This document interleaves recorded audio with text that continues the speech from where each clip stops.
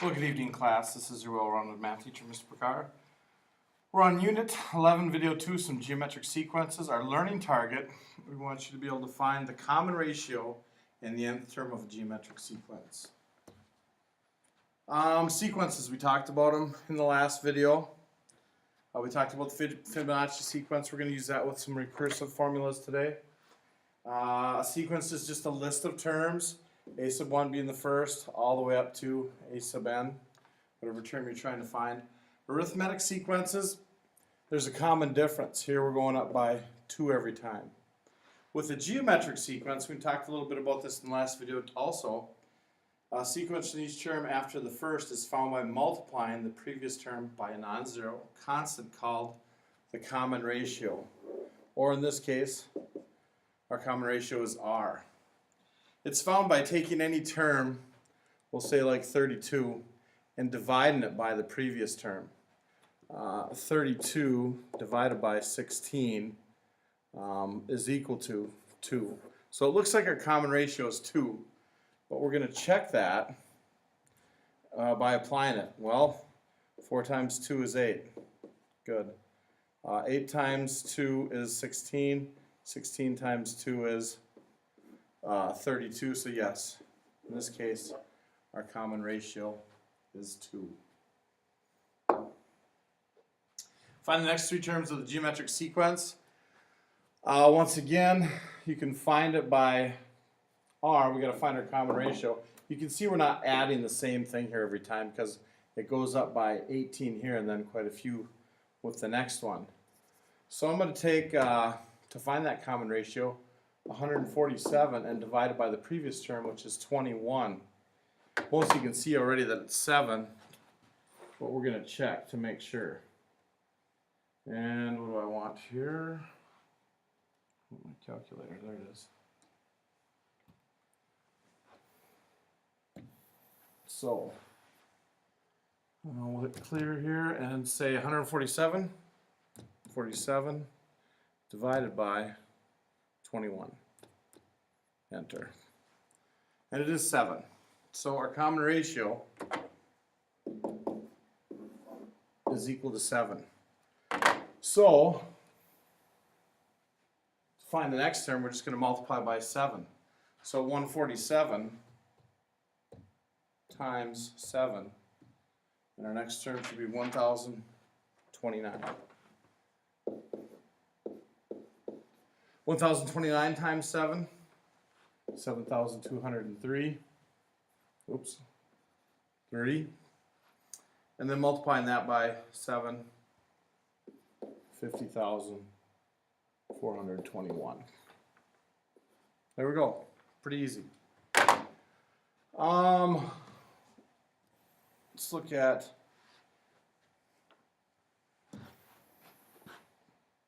this one over here, number 2. What is the common ratio r of this geometric sequence? Well, this one looks like it's going down. 12 to 6 to 3 to 3 halves, or 1.5. The way you find your geometric sequence is you pick a term and divide by the previous one. So I'm going to take 3 and divide it by 6, or 3 all over 6, which is 1/2. So I would say our common ratio is 1/2, or 0.5. 12 times 1/2 is 6. 6 times 1/2 is 3. 3 times 1/2, or 3 over 1. 3 times 1 is 3. 1 times 2, 3 halves. So yes, our common ratio is 3 halves. Or I'm sorry, our common ratio is 1/2, or 0.5. Here's the formula that we're going to use for geometric sequences to find the nth term. A sub n equals a sub 1 times, or I just put it in parentheses, r, our ratio, to the n minus 1 power. So whatever n is, you have to subtract 1 from it and take r to that power, and we're going to look at that a little bit in a second here. Another way to look at this, I guess you could write it as a sub 1 times r to the n minus 1 power. This is the way I would plug it into my calculator if I'm going to be solving it, or using it to find the nth term. So once again, r is our common ratio, And a sub 1 is our first term, and n is the number of the term we're trying to find. So here it is, first one. Find the 8th term of a geometric sequence for which a sub 1 is 3. I'm sorry, negative 3. And r, your common ratio, is negative 2. It's a little bit different because it's a negative number. The only thing we don't have here is n. It says to find the 8th term, so that means n is equal to 8. So plugging everything into our formula up here, a sub n, or you could say a sub 8 if you wanted to, equals a sub 1, which is negative 3.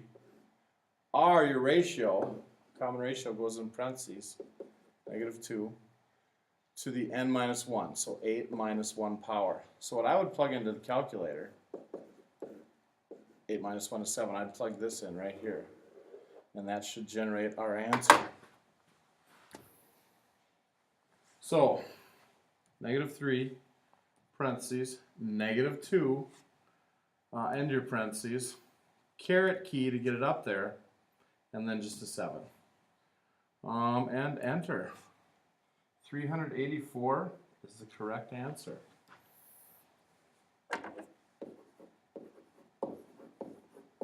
So pretty simple to use the formula, pretty simple to plug it into your calculator, you can see that. Let's go to the next one here. It says write an equation for the nth term of the geometric sequence. So we don't know what n is, but we're going to write an equation for it that we can generate several terms. So basically, we don't know what n is. We do know what a sub 1 is, and that is our first term, 3. R, our common ratio. Pick a term, I'll pick 48, and divide it by the previous term, 12, and that is equal to 4. So it looks like our common ratio is 4. 3 times 4 is 12, 12 times 4 is 48, and so on and so forth. So it looks like things check out. Now, plugging everything into the formula up here, to create a formula for this particular sequence, a sub n equals a sub 1, which is 3, parentheses, r is 4. We don't know what n is, so I just put n minus 1 up there. Now, if we were looking for the 10th term, we'll say 10th term, I just plug 10 in for n. 10 minus 1 is 9, and I'd evaluate it in my calculator, and I'd find my 10th term. I could do that as many times as I want with this little formula. Okay. Here's one that a lot of students struggle with, so I threw one in the notes. It says find a sub n, right here. Find a sub n, or I'm sorry, a sub 9. Now what that means is you're looking for the 9th term, so n is equal to 9. That's all the a sub 9 means. If a sub 4 is 16, and r is equal to 4, we don't need a sub 4, we really need a sub 1. So what you can do is work your way backwards. A sub 4 equals 16. So what is a sub 3, a sub 2, and a sub 1? Because I need a sub 1 for this formula. Your common ratio is 4, so you're multiplying by 4 to get your terms. So to get 16, I had to multiply something by 4 to get 16. So let's go backwards and divide. 16 divided by 4 is 4. To get a sub 2, I'd divide by 4 again. That's 1. And finally, 1 divided by 4 is just 1/4. So one way you can do this is find your first term. Now I know a sub 1, I have r, and I want to find the 9th term. That's what a sub 9 means. So a sub n equals a sub 1, which is 1/4, times r is 4, and we want to find the 9th term. So this is going to be n minus 1, or 9 minus 1. 1/4 times 4 to the 8th power. So, plugging this bad boy in to our calculator here. With the fractions, put them in parentheses. Parentheses. 1 divided by 4. There's 1/4. That's how you'd use it, or plug it into your calculator. Times, parentheses, 4 is our common ratio. Caret key to get it up there in the exponent, and then 8. Hit enter. What do we got? 16,348 or 384. That would be our 9th term of this geometric sequence. Okay, let's get into some word problems. I picked a couple of harder ones because we did struggle with these a little bit. Let's see, let me get rid of it for a minute. There's a sack of grain. Because a family of mice have found a 50-pound sack of grain. 1/5 of the weight in grain is disappearing every week. Oh my gosh. How much of the grain will be left after 3 weeks? So, what do we know here? Well, I'm not adding or subtracting the same amount every time, so this is not a common difference problem. This is a geometric problem because we're multiplying by something. Let's look at this. A sub 1. A lot of people think that the 50-pound sack would be A sub 1, but A sub 1 is how much grain you have after the first week.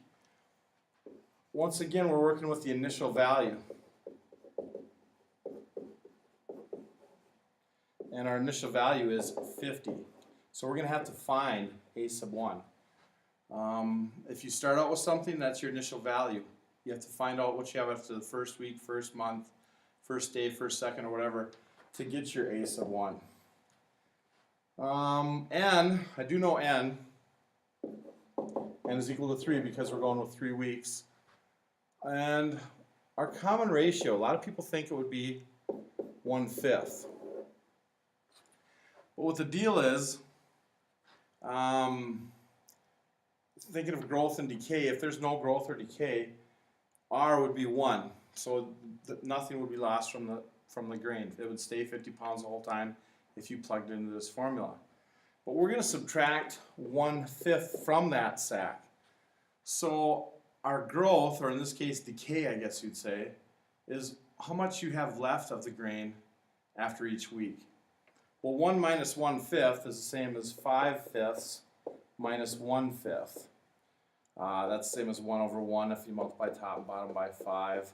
That's where I get the 5/5 from down here.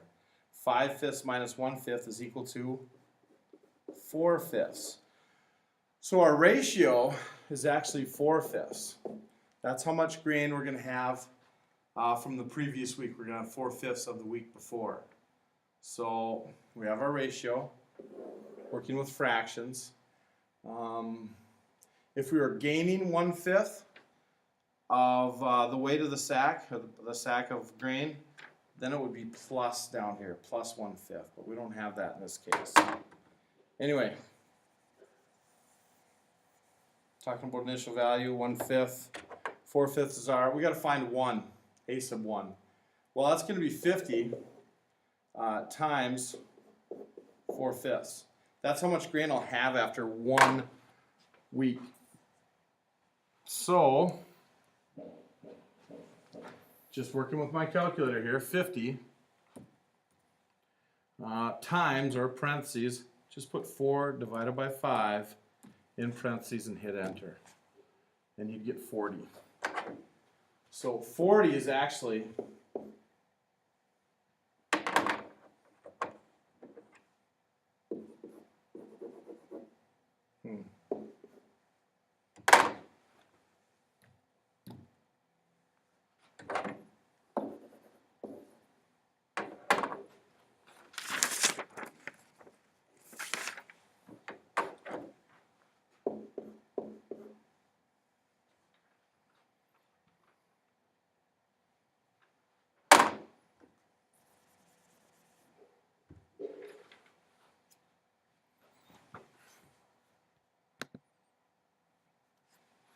okay.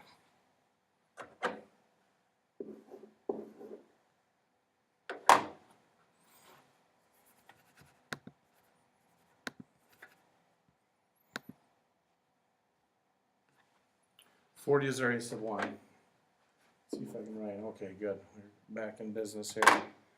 Let's lose our sack of grain and start working with our formula. units, we're multiplying by something. We have a ratio of 4/5 there. You got erased. We're using this formula, geometric sequence formula. A sub n equals a sub 1 times the ratio of r to the n minus 1 power. So a sub 1 we had to figure it out because our initial value was 50. We started out with that. That's not what we had after the first week. Times 4/5 to the, what do we want? We want 3 weeks, so 3 minus 1 power. So that's 40 to the 4/5 power to the second. So try plugging that into your calculator and see what you get. See if you get the same thing I do. 40, oops, clear, 40, parentheses, 4 divided by 5. It's actually a decay problem. To the 3 minus 1 is 2. Hit enter. You should have 25.6 lbs, pounds left after 3 weeks.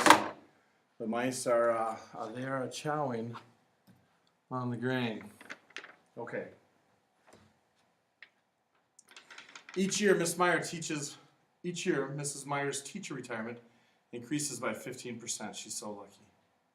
If she has $27,000 in her retirement now, how much will she have in the account after 7 years? Okay, first of all, this 27,000. We're talking about years. Is that how much she has in after the first year, or is that her initial amount? Well, to me, this is her initial amount. This is what she starts out with. So this is a sub 0. We have to find a sub 1. N's pretty easy. It's the number of years. N equals 7. And the ratio. A lot of people think it's 15%. Yes and no. If her retirement account didn't grow at all, it's because R would equal 1. You'd be multiplying by 1. Nothing really changes. 1 to the 100th power or the 7th power, doesn't really matter. It's still 1. 1 is the same as, there's no growth or no decay if R is equal to 1. And that's the same thing as 100%. We want to tack on an extra 15% every year. So we have to add 15% to the 100%. So our R is actually 115%. Now, we're not going to put in 115. We're going to put in the decimal equivalent. 15% is the same as 0.15. So our 1, or 1.00, when we add it to the 0.15, our ratio is 1.15. Right there. 1.15. So now we can find A. After the first year, we're going to take 27,000 and multiply it by 1.15. And that'll give us how much she has in the account after 1 year. So let's pull our calculator down. I don't want to do that.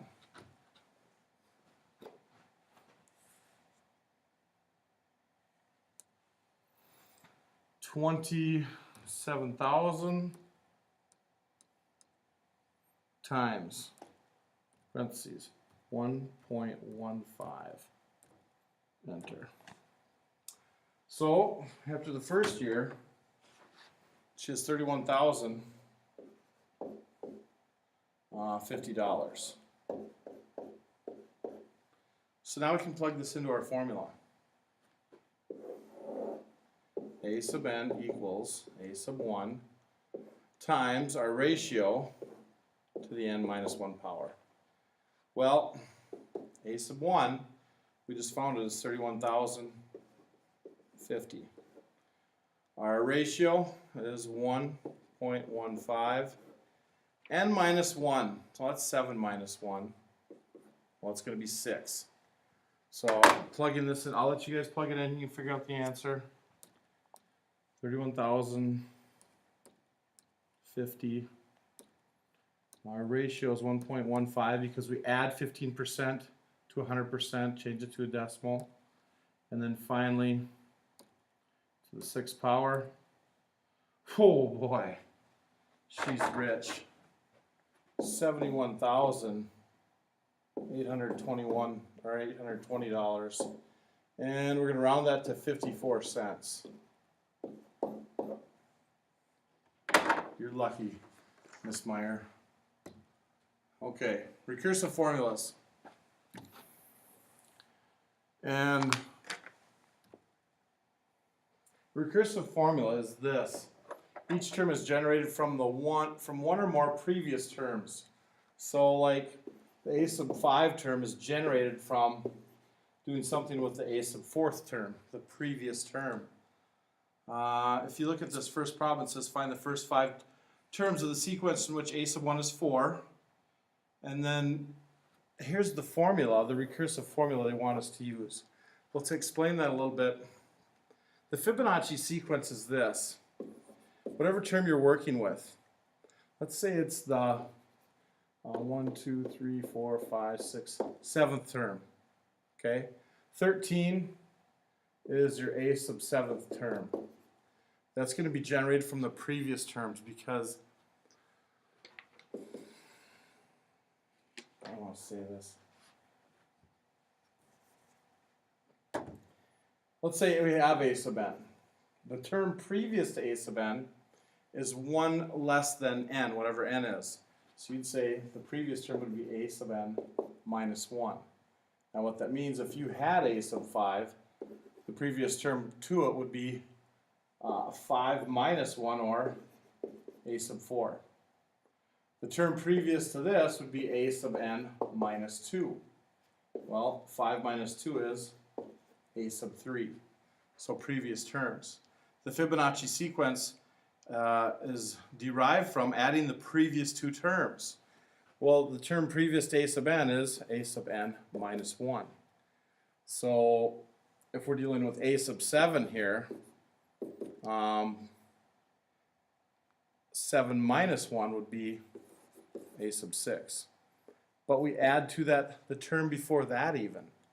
So that'd be a sub n minus 2. And 7 minus 2 is a sub 5. So no matter what term you pick in the Fibonacci sequence, you always add the previous 2 terms. A sub 6 is 8. And a sub 5 is 5. 8 plus 5 is 13. You can do it again. 8 plus 13 equals 21. This is the Fibonacci sequence. This is the formula, the recursive formula that is used for the Fibonacci sequence. It just means you take any term and you add the previous 2 terms together to get that a sub n, that term that you're looking for. So, let's try this.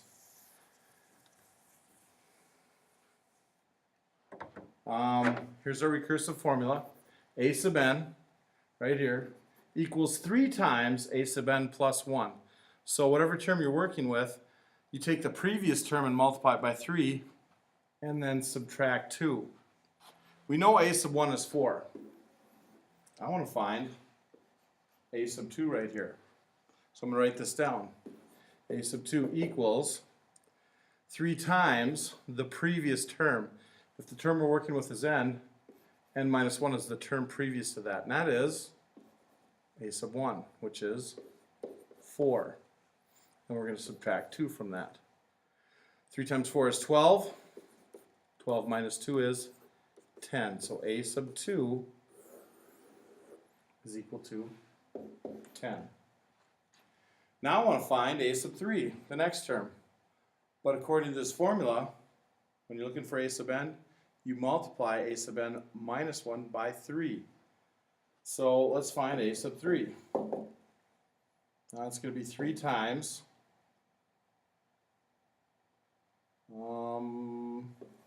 a sub 2, the term before that, minus 2. So that's 3 times a sub 2 is 10 minus 2. 30 minus 2 is 28. I want you to hit pause and try and find a sub 4, even if you have no clue. Just try it. Just by trying it, when you see what I do the next time, it'll help you figure it out. So hit pause and try it. Okay, hopefully you tried it. I don't care if you get the wrong or right answer. We're going to try this. We want to find a sub 4.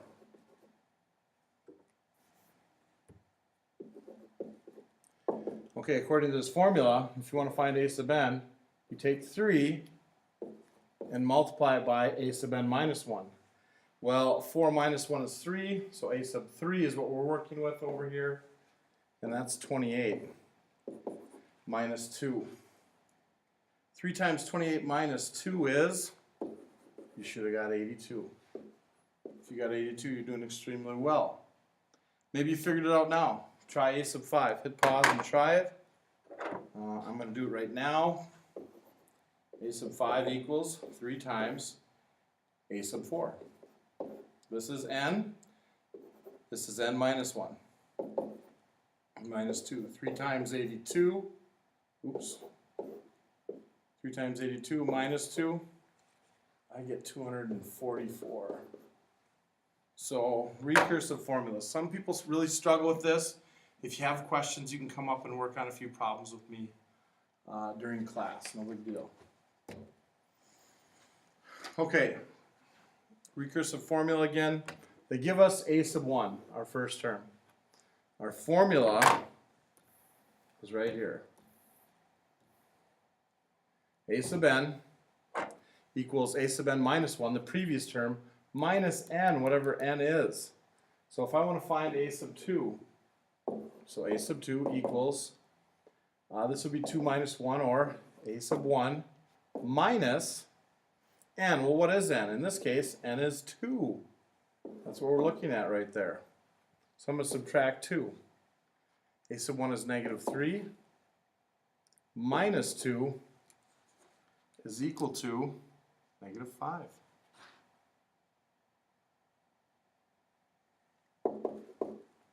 So,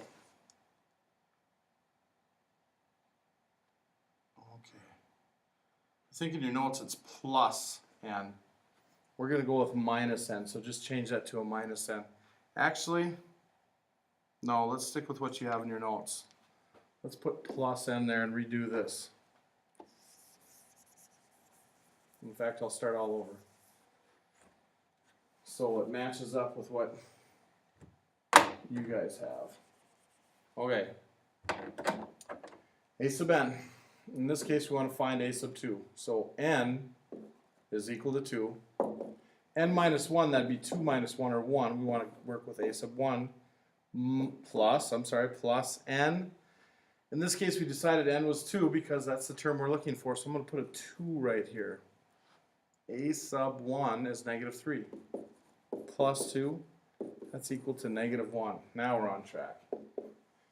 Negative 1. A sub 3, the next term.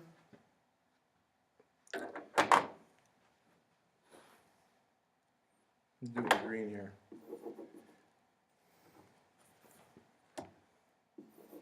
A sub 3 equals, okay, that means n is equal to 3, so we're going to add 3 at the end here. A sub n minus 1 in this case would be 3 minus 1 now, or a sub 2 plus 3. A sub 2 we decided was negative 1 plus 3 is going to give me 2 right here. I'm done with the notes for today. I'll let you guys figure this a sub 4 out and a sub 5. If you have troubles with it, ask for some help from somebody or come see me and I'll work on it with you. Otherwise, if you hit pause and start working, that's great. Your actual answers are 6 and 11. Peace out without a doubt.